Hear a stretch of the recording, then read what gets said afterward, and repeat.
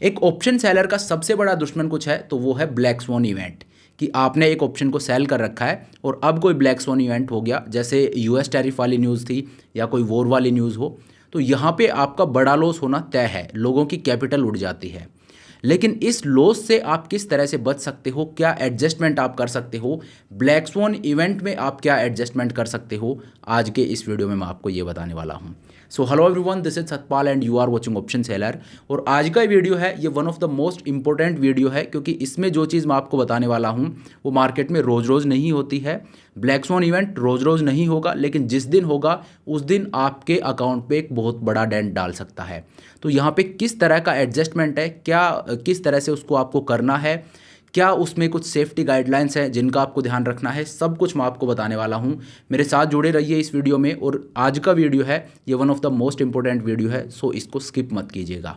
सो चलिए अब मैं टाइम को वेस्ट नहीं करता हूँ, मैं आपको स्क्रीन के ऊपर लेकर चलता हूँ और बताता हूँ कि ब्लैक स्वॉन इवेंट में आप किस तरह के एडजस्टमेंट कर सकते हो। अब देखिए यहाँ पे मैं ले आया हूँ आपको स्क्रीन के ऊपर। अब मुझसे आप जो सबसे ज़्यादा बार पूछ रहे थे वो यूएस टैरिफ की न्यूज़ थी कि सर अप्रैल मंथ था वो काफ़ी चोपी था, एक ब्लैक स्वॉन इवेंट टाइप वहाँ पे था, सो वहाँ पे आप हमें बताइए। लेकिन वो मैं इसलिए नहीं दिखा रहा था इतने दिन से क्योंकि सेबी का जो रूल है उसके अकॉर्डिंग जो लास्ट के 2-3 मंथ होते हैं वो नहीं शो कर सकते, ठीक है। तो इस वजह से मैं वेट कर रहा था। अभी जैसे जुलाई चालू हो गया है तो 3 मंथ हो गए, अब मैं अप्रैल का मंथ है वो आपको दिखा सकता हूँ, ठीक है। तो अप्रैल का मंथ है वो मैं यहाँ पर लगा लेता हूँ। मान लीजिए अप्रैल के स्टार्टिंग में और आप कोई ट्रेड ले रहे हो तो अप्रैल 1 अप्रैल को आप ट्रेड को इनिशिएट करोगे। अप्रैल की एक्सपायरी कब थी? अप्रैल की एक्सपायरी थी 24 ऑफ अप्रैल को। यहाँ पे यार बहुत लोगों को लॉस हुआ है क्योंकि लोग मैनेज नहीं कर पाए। तो देखिए 24 ऑफ अप्रैल, अब 1 अप्रैल को मैं इस ट्रेड को लूँगा तो यहाँ पे पहले देखिए मार्केट ट्रेड कहाँ कर रहा है। Market is trading at 23,400। 23,400 है वो मार्केट का सपोर्ट का लेवल है। तो मान लीजिए आप यहाँ पे एक कैलेंडर स्प्रेड को ट्रेड कर रहे हो, ठीक है। आपका व्यू था कि मार्केट एक रेंज में ही रहेगा तो you are trading a calendar spread, क्योंकि अभी नहीं पता है कि आगे क्या होने वाला है। लेकिन उसके बाद मार्केट काफ़ी ड्रास्टिकली गिरा था, ठीक है। तो 23,400 जो कि मेरा एट द मनी का लेवल है, मैं क्या करूँगा, एक कैलेंडर को ट्रेड करता हूँ। करंट वीक आप देखिए कहाँ है, 10 तारीख को मैं लूँगा। करंट वीक में तो अभी 2 दिन ही बाकी हैं, तो जो 10 अप्रैल की जो एक्सपायरी है, सॉरी 9 अप्रैल, ठीक है। 9 अप्रैल का जो ऑप्शन है 23,400 का कॉल ऑप्शन, वो मैं सेल करूँगा। 23,400 ये मैंने सेल कर दिया, ठीक है। और सेम ऑप्शन मैं बाई कर लूँगा कब? मंथ एंड एक्सपायरी में, दैट इज़ 24 अप्रैल। तो सेटअप जो ट्रेड का है वो आप समझ गए होंगे। 24 अप्रैल यहाँ पे मैं सेम 23,400 का कॉल ऑप्शन है वो बाई कर लूँगा। 23,400 ये यहाँ पे मैं बाई कर लूँगा। तो ये मेरा सेटअप है और ये मेरा पे ऑफ चार्ट बनता है, जहाँ पे क्या है 23,400 का कॉल ऑप्शन है ये मैंने सेल किया है वीकली का, और जो मंथली है वो 23,400 का कॉल ऑप्शन है वो मैंने बाई किया। मार्केट एक रेंज में रहेगा तो मुझे प्रॉफिट होगा, ठीक है। लेकिन ये एक ब्लैक स्वॉन इवेंट था अप्रैल मंथ में, तो देखते हैं कि एक दिन करके अगले दिन मार्केट थोड़ा नीचे आता है। इस ट्रेड में मुझे ना प्रॉफिट हो रहा है ना लॉस हो रहा है। उससे अगले दिन अगर मैं देखूं तो 3 अप्रैल को इस ट्रेड में मुझे 300-400 रुपये का प्रॉफिट हो रहा है। उससे अगले दिन अगर मैं देखूं तो बिल्कुल मेरे जो ब्रेक इवन पॉइंट है उस पर मार्केट आ गया है और मुझे 900 रुपये का लॉस हो रहा है। लेकिन मैं आपको हमेशा बोलता हूं कि ट्रेड के शुरू में एडजस्टमेंट करने से बचना चाहिए।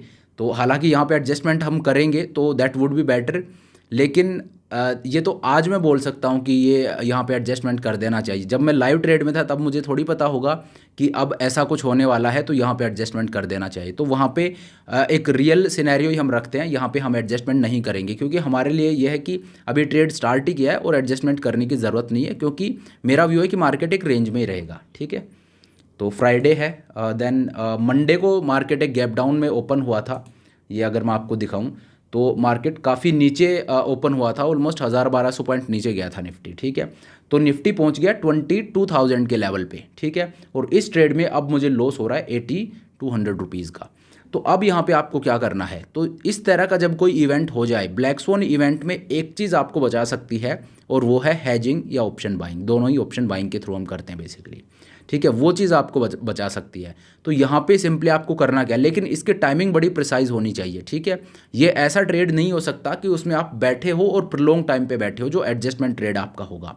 तो ये ध्यान से देखिएगा आप। सबसे पहले आप देखिए मार्केट नीचे गिरा है, तो जो कॉल ऑप्शन सेल कर रखा था उसमें प्रॉफिट हो रहा है, जो बाई कर रखा उसमें मुझे लॉस हो रहा है। ठीक है, तो अब जहाँ प्रॉफिट हो रहा है वो आप देखिए 223 रुपीज़ में मैंने सेल किया था और अब ये सिर्फ 5 रुपये पे ट्रेड कर रहा है। तो अब इसमें आने के लिए कुछ भी नहीं बचा है, तो इस प्रॉफिट को तो आप बुक कर लीजिए 5.9।